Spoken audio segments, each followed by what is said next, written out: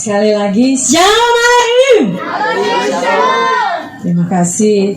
Salam sejahtera bagi kita sekalian. Hari-hari ini anak-anak sekolah mulai dari TK, SD, SMP, SMA, bahkan perguruan tinggi sementara menerima hasil dari ujian, hasil dari ulangan mereka. Ada yang lulus, ada yang naik kelas, ada yang tidak naik kelas, ada yang lulus, ada yang tidak lulus. Amin. Ada dua hasil, yang memuaskan dan yang tidak memuaskan sama sekali, bahkan mendatangkan kekecewaan. Puji Tuhan. Kita lihat di dalam 1 Korintus pasal 3 ayat 13 sampai 15. Diundang kita bangkit berdiri untuk kita menghargai kehadiran Tuhan melalui kebenaran firman Tuhan pada siang hari ini.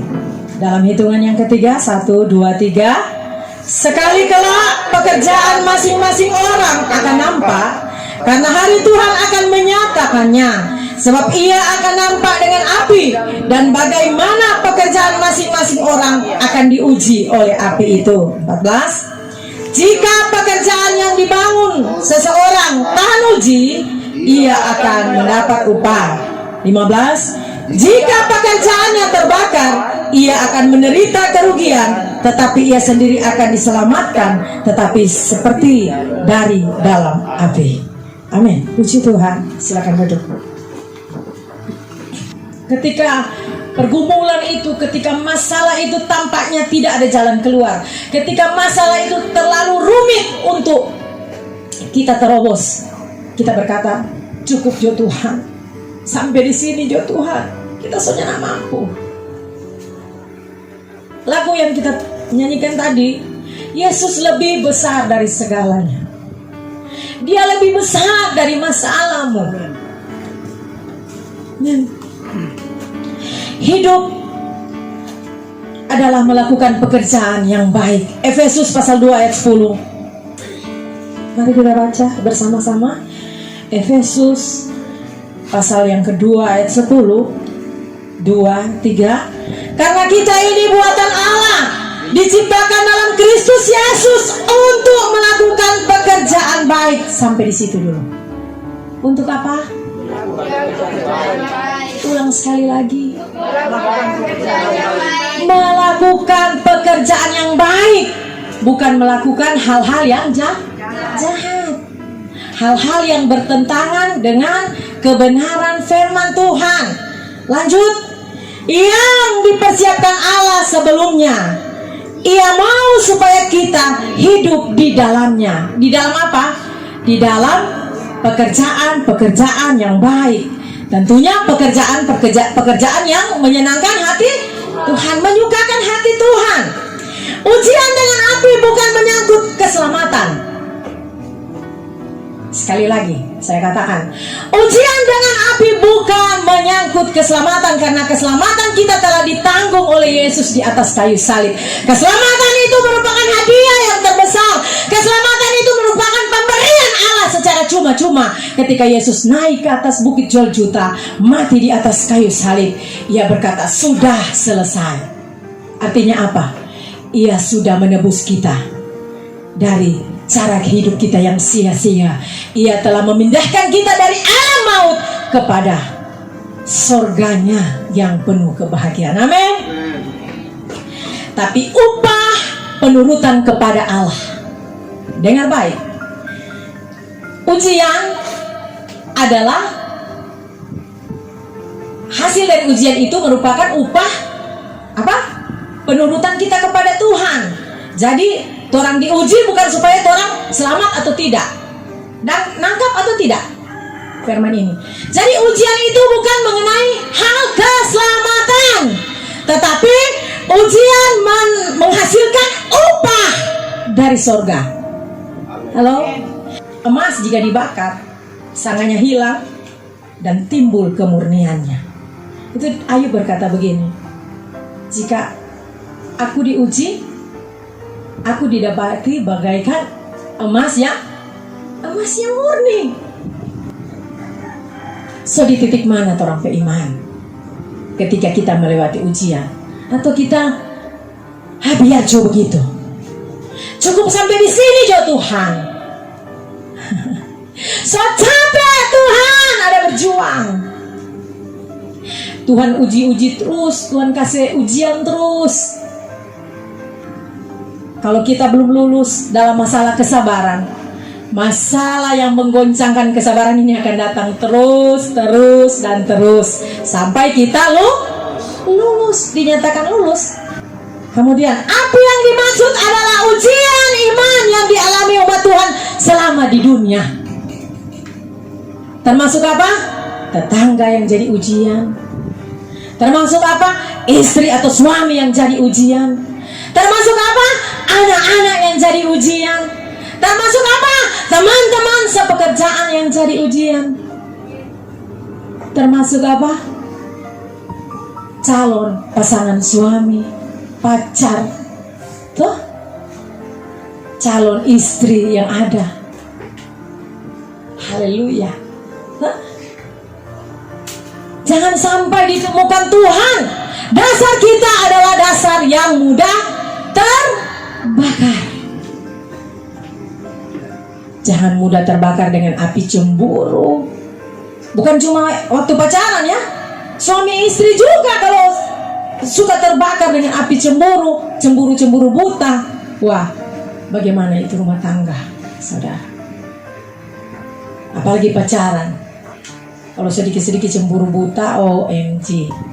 Tapi di sini tidak ada. Cuma di sana ada, di sini tidak ada. Coba beri kemuliaan bagi Tuhan. Amin. Puji Tuhan. Ujian mendatangkan ketangguhan dan kesetiaan. Baku tengok, bilang. Ujian mendatangkan ketangguhan dan kesetiaan. Apa? Setia. Matius 10 ayat 38 sampai 39. Mari buka. 2, 3. Barang siapa tidak memikul salibnya dan mengikut aku, ia tidak layak bagiku. Siapa? Bukan Tuhan pesalib, orang mau pikul. Berat Tuhan pesalib, mau mati. Bukan. Salibnya maksudnya salib kita masing-masing. Kalau Tuhan ini mau pikul, Tuhan pesalib, Tuhan bilang engkau tidak layak bagiku. Kemudian ayat yang ke-39, barang siapa mempertahankan nyawanya, ia akan kehilangan nyawanya, dan barang siapa kehilangan nyawanya karena aku, ia akan memperolehnya. Haleluya. Maksudnya apa? Bertahan di dalam keadaan yang susah sekalipun, bertahan sekalipun maut mengancam hidupmu, kau tetap pertahankan Yesus di atas segala-galanya. Yesus adalah segala-galanya bagi. Terus orang percaya harus minum cawan yang diminum Tuhan, walau dalam kapasitas yang berbeda. Cawan kita masing-masing, cawan penderitaan kita masing-masing. Amin. Roma 8 ayat 17 sampai 18. Dalam hitungan ketiga mari kita baca agar supaya kita mengerti kenapa disuruh baca. Karena membaca firman Tuhan mendatangkan iman. Apa itu iman? Pengharapan yang percaya sungguh-sungguh walau tidak melihat, kita percaya bahwa itu telah terjadi. Amin. 2, 3. Dan jika kita adalah anak, maka kita juga adalah ahli waris. Maksudnya orang-orang yang berhak menerima janji-janji Allah, yang akan menerimanya bersama-sama dengan Kristus, yaitu jika kita menderita bersama-sama dengan Dia, supaya kita juga dipermuliakan bersama-sama dengan Dia. Amin. Mau menderita? Sebab aku yakin bahwa penderitaan zaman sekarang ini tidak dapat dibandingkan dengan kemuliaan yang akan dinyatakan kepada kita nanti. Tuh, kalau orang terima di sorga, aduh mulia. DP lantai bukan seperti ini. Lantainya emas, dindingnya dari berlian, dari permata yaspis dan segala macam. Percaya penderitaan adalah karunia? Filipi 1 ayat 29 merupakan anugerah Tuhan. 2, 3. Sebab kepada kamu dikaruniakan bukan saja untuk percaya kepada Kristus, melainkan juga untuk menderita untuk Dia. Oh, haleluya. Bunda Devi masih menderita toh. Di balik penderitaan selalu ada kekuatan yang berasal dari Tuhan. Rasul Paulus katakan, di saat aku lemah, di situ aku kuat. Kenapa? Ketika kita tidak berdaya, kita ingat bahwa ada satu penolong yang besar. Tangannya yang perkasa, badannya yang kekar, siap bagi kita untuk menyandarkan diri kita yang penat. Minggu kemarin firman Tuhan, marilah kepadaku semua yang letih lesu, aku akan memberikan kelegaan. Datang ke Tuhan. Kalau rasanya nak mampu, kalau sekurang menangis, menderita, datang ke Tuhan. Di sana ada jawaban. Amin.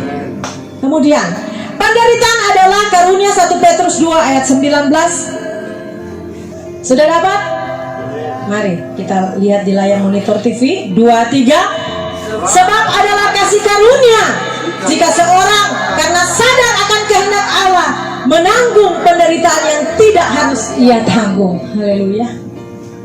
Kalau istri ada perlakukannya tidak benar, kalau istri ada perlakukannya tidak adil, kalau engkau tahu bahwa engkau sementara ada di jalan Via Dolorosa bersama dengan Tuhan, hasil dari ujian itu adalah sesuatu yang kekal, maka engkau akan merelakan. Biarkanlah diriku diuji. Saya mau iring Yesus, saya mau iring Yesus sampai selama-lamanya. Meskipun saya susah menderita dalam dunia, saya mau iring Yesus sampai selama-lamanya. Matius pasal 10 ayat 38. Barang siapa tidak memikul salibnya dan mengikut aku, ia tidak layak bagiku. Apa tuh salib? Masalah, penderitaan, pengorbanan yang orang kenal dengan bayar harga. Haleluya. Ketika kita mengatakan bahwa kita orang Kristen, berarti itu adalah pengikut Kristus. Nah, Yesus di dalam kehidupannya di dunia ini, Dia memberikan dirinya untuk dibaptis. Walaupun pada waktu Dia mau menyerahkan dirinya dibaptis, Yohanes Pembaptis katakan begini, membuka kasutmu pun aku tidak layak. Apa Yesus bilang? Lakukan agar kehendak Bapakku terjadi. Amin. Jadi baptisan itu merupakan kehendak Bapa. Yang pertama baptisan Roh Kudus, baptisan air, yaitu torang pediri diselamkan. Itu tanda dari pertobatan kita, tanda dari kita dilahirkan kembali dari air dan roh. Kemudian yang ketiga adalah baptisan api, yaitu apa? Baptisan penderitaan. Amin. Kau percaya bahwa penderitaan yang sementara engkau alami itu adalah baptisan api dari Tuhan? Karena segala pekerjaan itu akan diuji oleh api. Tadi orang bisa baca bersama. Mengapa mesti saya, Tuhan? Orang selalu begitu, kan? Tuhan, kenapa kita kok yang jadi begini? Kenapa bukan Dia, Tuhan? Karena engkau spesial di mata Tuhan. Jika engkau menjadikan hidupmu bersahabat dengan Tuhan, maka apa yang Yesus alami itu pun yang akan engkau alami dalam hidupmu. Amin. Usia tidak menentukan engkau dewasa di dalam penurutanmu kepada Tuhan. Usia tidak menentukan seberapa engkau dewasa di dalam iman kepada Tuhan. Amin. Ada juga anak-anak yang muda, tapi dia memiliki iman yang dahsyat.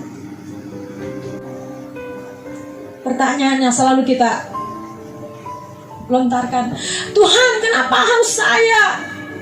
Tuhan, kenapa mesti sekarang ini? Kalau bukan you, siapa lagi? Kalau bukan sekarang, kapan lagi?